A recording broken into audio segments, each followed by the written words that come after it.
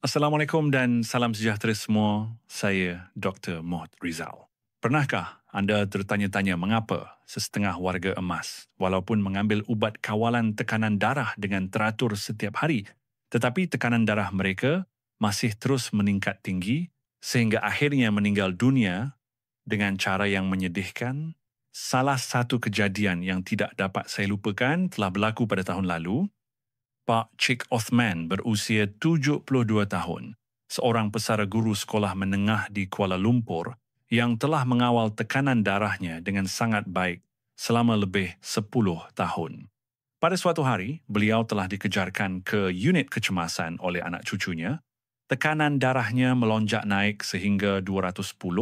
Mesin ECG menunjukkan degupan jantung yang sangat tidak sekata dan serius, malah hampir meragut nyawanya. Ahli keluarganya menangis dan bertanya kepada saya, "Doktor, kami sentiasa pastikan beliau makan ubat dengan sangat teratur. Mengapa perkara sebegini boleh berlaku?"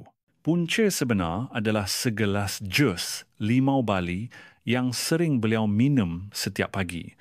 Segelas jus yang disangka baik untuk kesihatan itu hampir meragut nyawanya. Daripada data terkini hospital kami, terdapat sehingga 78% pesakit darah tinggi yang tidak menyedari bahawa mereka sedang melakukan kesilapan. Mereka beranggapan ubat tidak berkesan, namun hakikatnya 4 perkara yang sudah menjadi kebiasaan ini sedang memusnahkan keberkesanan ubat secara senyap. Apa yang bakal saya kongsikan dengan anda adalah pengetahuan asas dalam kehidupan yang boleh menyelamatkan nyawa anda. Jika anda sedang mengambil ubat darah tinggi dan bimbang mengapa ia tidak terkawal, sila tonton video ini sampai habis kerana 4 pembunuh senyap yang akan saya dedahkan mungkin sedang berada di atas meja makan rumah anda. Sebelum kita masuk ke kandungan utama, jika anda merasakan video hari ini bermanfaat, sila type nombor 1 atau suka di ruangan komen. Itu adalah sumber semangat yang paling bermakna buat pasukan kami. Dan jangan lupa untuk tekan butang suka, langgan saluran ini dan kongsikan kepada orang yang anda sayangi. Sekarang, mari kita mulakan dengan faktor yang paling berbahaya kerana ini bukan sekadar soal kesihatan biasa tetapi soal hidup dan mati. Dalam lebih 40 tahun menjaga pesakit, saya tegaskan bahawa kisah Pak Cik Othman bukanlah sesuatu yang jarang berlaku. Ramai warga emas, walaupun makan ubat dengan teratur, masih berhadapan dengan risiko komplikasi serius tanpa disedari. Encik Hassan, seorang pengetua sekolah di Pulau Pinang, adalah seorang yang sangat berdisiplin makan ubat tepat pada masanya. Tekanan darahnya sentiasa berada pada paras 138/90, boleh dikatakan terkawal dengan sangat baik. Namun tidak disangka, hanya segelas jus limau bali pada waktu pagi, sesuatu yang kebanyakan orang anggap baik untuk kesihatan, hampir merosakkan segala-galanya. Tubuh kita umpama sebuah mesin yang kompleks, di mana hati adalah organ kawalan pusat. Setiap jenis ubat darah tinggi mesti melalui proses metabolisme di hati. Di dalam hati terdapat sejenis enzim bernama P450 yang bertugas memecahkan ubat untuk disingkirkan daripada tubuh. Namun dalam buah limau bali pomelo atau grapefruit, terdapat bahan aktif furanocoumarin yang menghalang kerja enzim ini, menyebabkan hati tidak dapat memecahkan ubat seperti biasa. Akibatnya, ubat terkumpul di dalam darah. Daripada menyerap kesan 1 biji pil, tubuh terpaksa menanggung kesan ubat yang setara dengan 35 biji pil.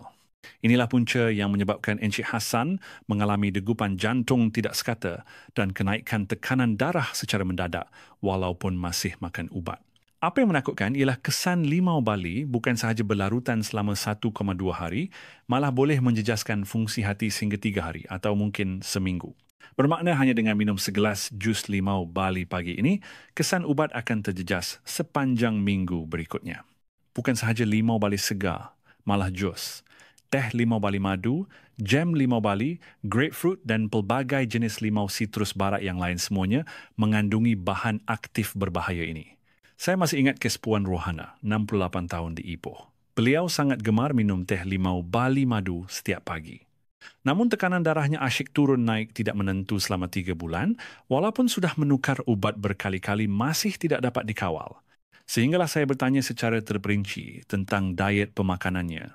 Barulah punca sebenar ditemui, iaitu teh tersebut. Oleh itu, jika anda atau ahli keluarga sedang mengambil ubat darah tinggi, sila ingat betul-betul elakkan sama sekali produk yang mempunyai ramuan daripada limau Bali atau grapefruit. Ini bukan perkara kecil, tetapi soal nyawa. Sekarang, saya ingin bercakap tentang punca kedua, sesuatu yang bersembunyi lebih dekat daripada yang kita sangka.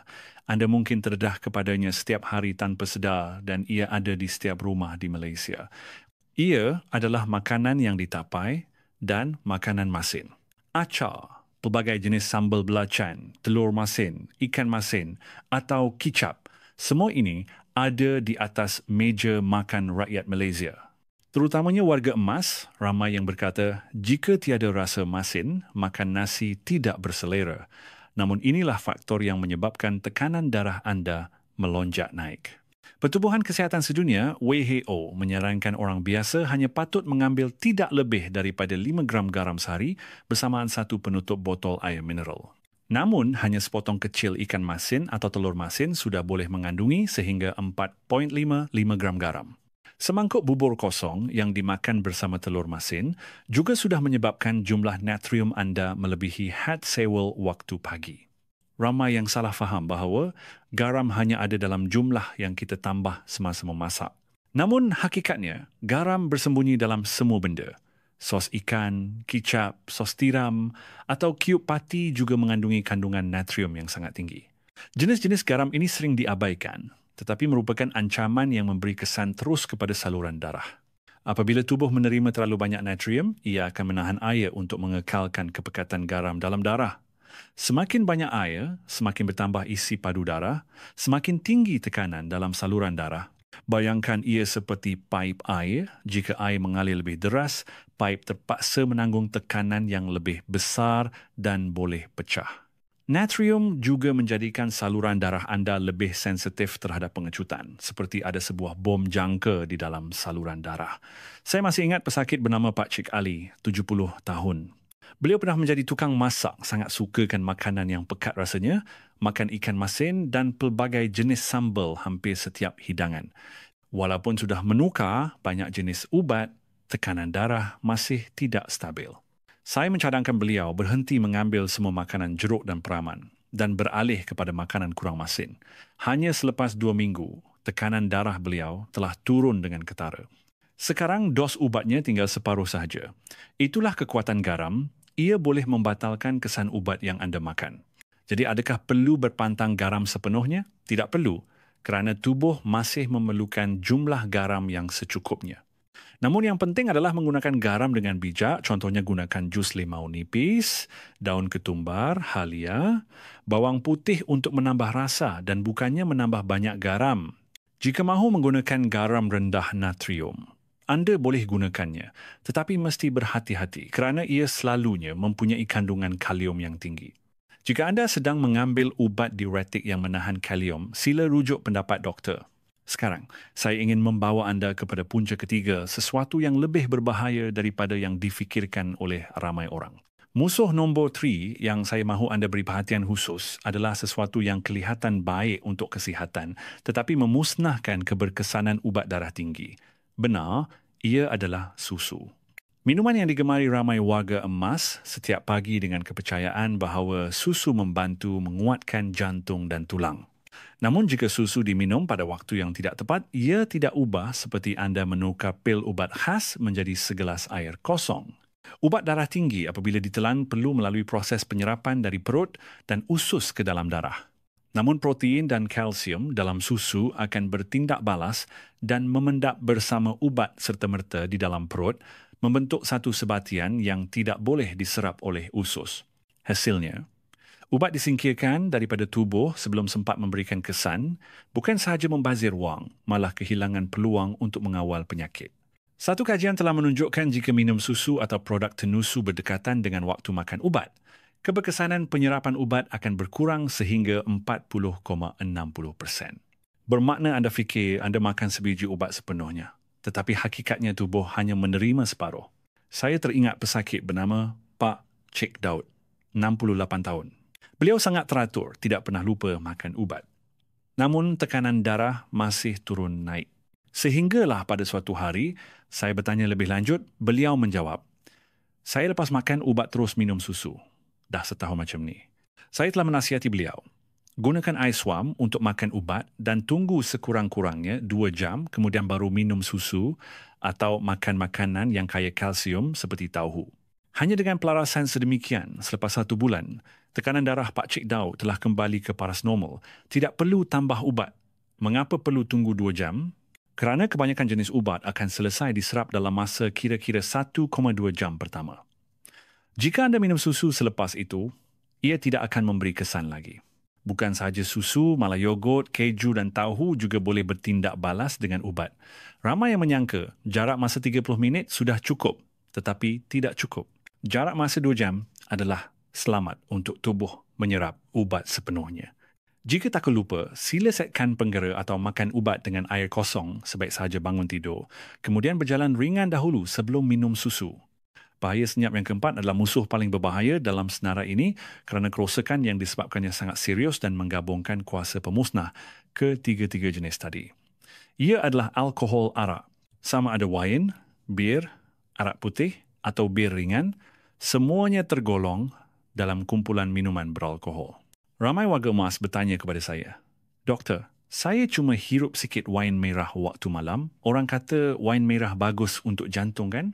Saya faham, tetapi bagi orang yang sedang makan ubat darah tinggi, alkohol bukan ubat panjang umur, tetapi racun. Kerana apabila alkohol dan ubat darah tinggi bertemu, ia akan mengaktifkan 2 tindak balas berbahaya. Pertama, alkohol mengembangkan saluran darah, menyebabkan tekanan darah turun dengan cepat.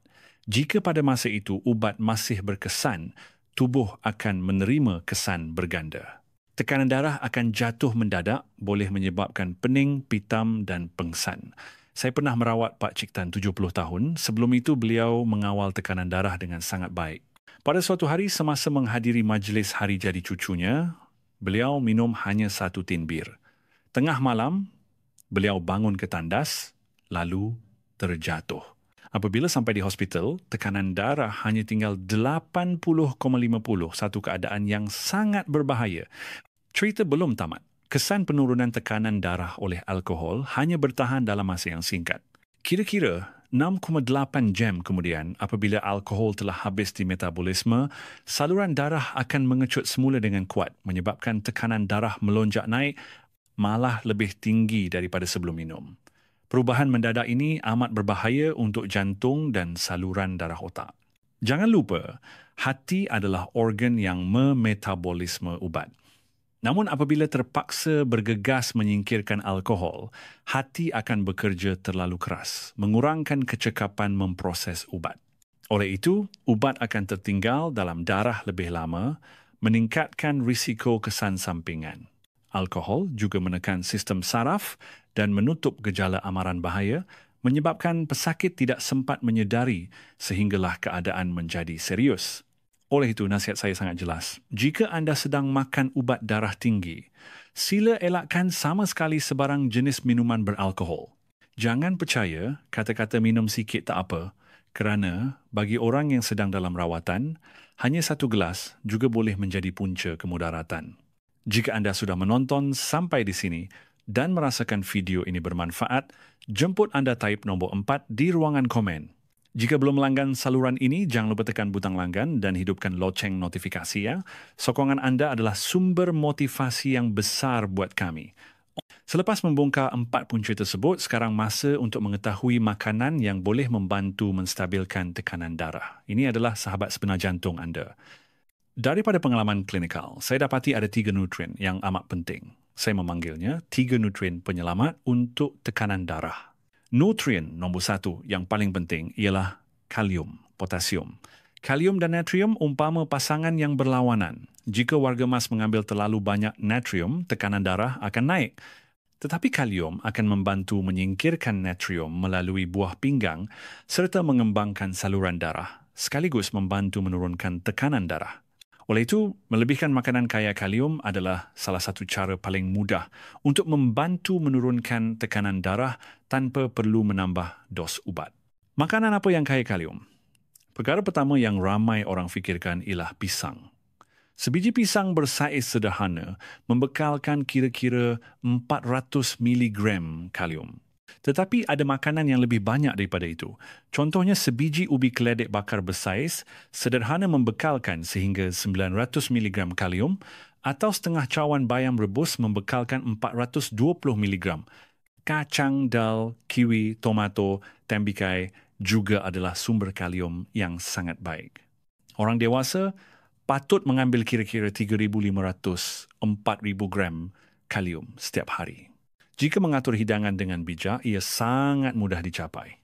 Contohnya, pagi makan 1 biji pisang, tengah hari makan 1 biji ubi keledek bakar, malam ada sup bayam, dengan itu sudah dapat hampir 2,000 miligram. Mulakanlah memasukkan makanan baik ini ke dalam kehidupan seharian. Nutrien nombor 2 ialah asid folik. Ramai orang fikir asid folik hanya untuk wanita hamil.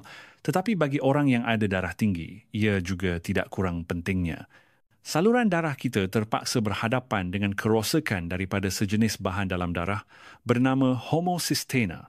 Jika kepekatan bahan ini terlalu tinggi, ia akan mencalarkan dinding saluran darah membawa kepada pengerasan arteri pramatang. Asid folik adalah senjata paling ampuh untuk mengurangkan kepekatan homocysteine, membantu mencegah penuaan awal saluran darah. Ramai pesakit darah tinggi selalunya mempunyai kepekatan homocysteine yang lebih tinggi daripada biasa. Hipertensi jenis H mempunyai risiko stroke yang lebih tinggi. Di mana kita boleh dapatkan asid folik? Sangat mudah. Sayur-sayuran berdaun hijau gelap seperti bayam, kale, asparagus, brokoli serta kekacang semuanya sangat kaya dengan asid folik. Tubuh kita memerlukan kira-kira 0.8,1 miligram asid folik setiap hari, boleh didapati dengan mudah daripada makanan. Nutrien ketiga ialah vitamin D. Vitamin D juga dikenali sebagai vitamin matahari. Banyak kajian baharu mendapati kekurangan vitamin D berkait secara langsung dengan tekanan darah tinggi. Vitamin D membantu mengawal sistem renin-angiotensin, sistem penting untuk melaraskan tekanan darah. Ia juga menjaga sel-sel endotelium saluran darah, membantu ia sehat dan mengekalkan keanjalan. Lebih 70% warga emas yang datang mendapatkan rawatan mengalami kekurangan vitamin D, menjadikan pengawalan tekanan darah lebih sukar. Cara paling mudah untuk menambah vitamin D adalah keluar berjemur matahari ringan, kira-kira 15,20 minit setiap hari, sebelum jam 10 pagi atau selepas jam 4 petang. Dari segi makanan, vitamin D banyak terdapat dalam ikan laut dalam seperti salmon, tuna, sardin dan kuning telur. Beberapa jenis cendawan yang dijemur matahari juga adalah pilihan yang baik. Jika kekurangan yang ketara, doktor mungkin menasihati anda mengambil suplemen mengikut arahan. Sekarang kita sudah tahu tentang 3 nutrien pelindung. Seterusnya adalah kaedah lain yang membantu mengawal tekanan darah dengan lebih baik.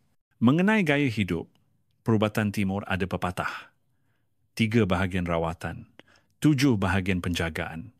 Dengan pengalaman lebih 40 tahun, saya tegaskan pepatah ini penuh dengan hikmah. Ubat adalah perlu. Tetapi jika mengubah tingkah laku hidup menjadi lebih baik, hasilnya akan jauh mengatasi sekadar makan ubat. Saya ingin rumuskan 4 faktor dalam kehidupan yang memberi kesan terus kepada tekanan darah. Faktor pertama ialah senaman yang bersesuaian. Ramai warga emas bimbang senaman akan menyebabkan tekanan darah naik, jadi selalunya mengelak daripada bersukan. Kepercayaan ini tidak sepenuhnya benar. Senaman yang bersesuaian dianggap sebagai ubat darah tinggi semula jadi yang terbaik.